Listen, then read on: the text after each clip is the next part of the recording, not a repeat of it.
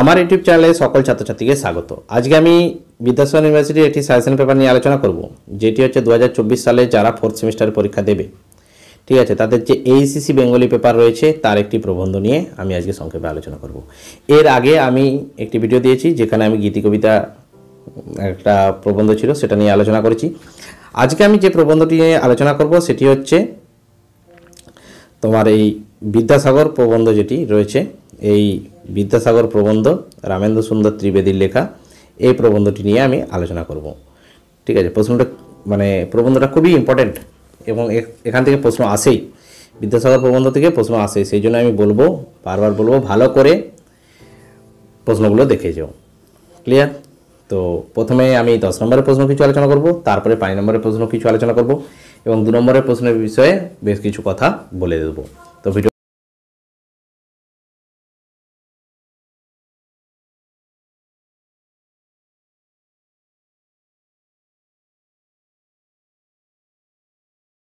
নম্বরের প্রশ্ন বিদ্যাসাগর প্রবন্ধ থেকে, অর্থাৎ রামেন্দ্র সুন্দর ত্রিবেদীর লেখা বিদ্যাসাগর প্রবন্ধ থেকে 10 নম্বরের প্রশ্ন কিছু আলোচনা করব। তো প্রথম প্রশ্ন কি আছে দেখে নিই, যে রামেন্দ্র সুন্দর ত্রিবেদী মহাশয় তার চরিতকথা প্রবন্ধ গ্রন্থের ঈশ্বরচন্দ্র বিদ্যাসাগর প্রবন্ধে বিদ্যাসাগর মহাশয়ের যে চরিত্র অঙ্কন করেছেন তা লেখো।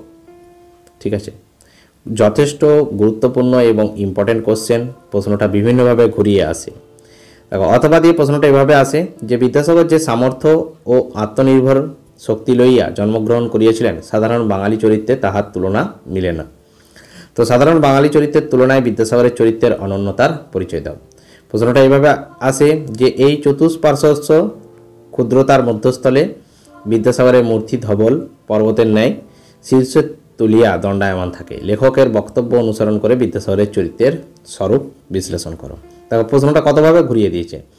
তারপরে বিদ্যাসাগরের জীবনচরিত বড় জিনিসকে ছোট দেখাইবার জন্য নির্মিত যন্ত্রস্বরূপ। বিদ্যাসাগরের চরিত্র বিশ্লেষণপূর্বক লেখকের এই মন্তব্যের যথার্থতা নিরূপণ করো।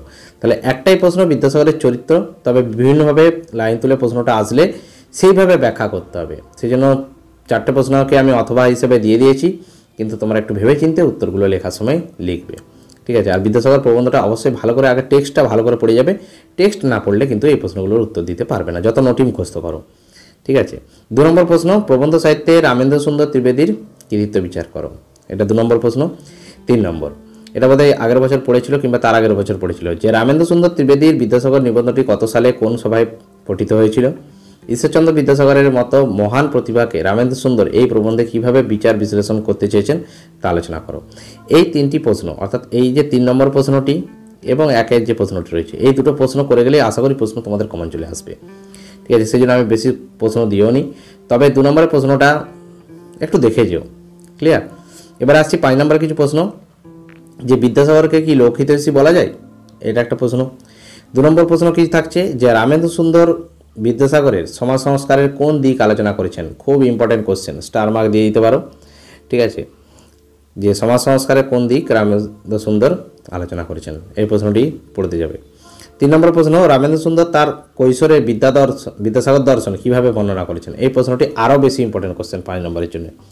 ঠিক আছে, 10 নম্বরের প্রশ্ন হচ্ছে 5 নম্বরের প্রশ্নের সাজেশন দিয়ে আরেকটু টাফ, সেই জন্য বলবো এই প্রশ্নটি আরও বেশি ইম্পর্টেন্ট, একটু করে যেও।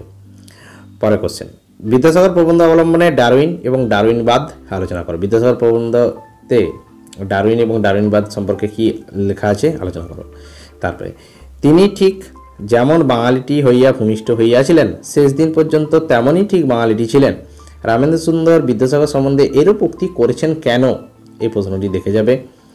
এই প্রশ্নগুলি করে গেলেই তোমাদের মোটামুটি 5 নম্বরের প্রশ্ন হয়ে যাবে। এর বাইরে আশা করি 5 নম্বরের প্রশ্ন আসবে না। এবারে আসছি 2 নম্বরের প্রশ্ন। 2 নম্বরের প্রশ্ন আমি প্রথমেই বলে দিচ্ছি যে 2 নম্বরের প্রশ্নের সাজেশন দেওয়া সম্ভব নয়। আমি গীতি কবিতা থেকে তবু কিছু প্রশ্ন দিয়েছিলাম, এখান থেকে প্রশ্ন দেওয়াটা আরও কঠিন ব্যাপার, সেই জন্য আমি 2 নম্বরের প্রশ্নের সাজেশন দিই না। ঠিক আছে, এই ভিডিওতেও আমি 2 নম্বরের প্রশ্নের তেমন কিছু প্রশ্ন নিয়ে আসিনি, শুধু বলবো প্রবন্ধটি খুব ভালোভাবে খুঁটিয়ে পড়ে যাও, লাইন তুলে প্রশ্ন আসবে। তাই প্রবন্ধটি যদি ভালো করে পড়ে যেতে পারো তাহলে কিন্তু তুমি প্রশ্ন কমন পাবে। ঠিক আছে, এই গেল তোমাদের এই বিদ্যাসাগর প্রবন্ধটি। ভিডিওটা ভালো লাগলে অবশ্যই একটা লাইক করে দিও, চ্যানেলে নতুন হলে অবশ্যই চ্যানেলটি সাবস্ক্রাইব করে পাশে নোটিফিকেশন আইকনটিতে ক্লিক করে রেখো। তো ভিডিওটা আমি এখানে আপাতত শেষ করলাম।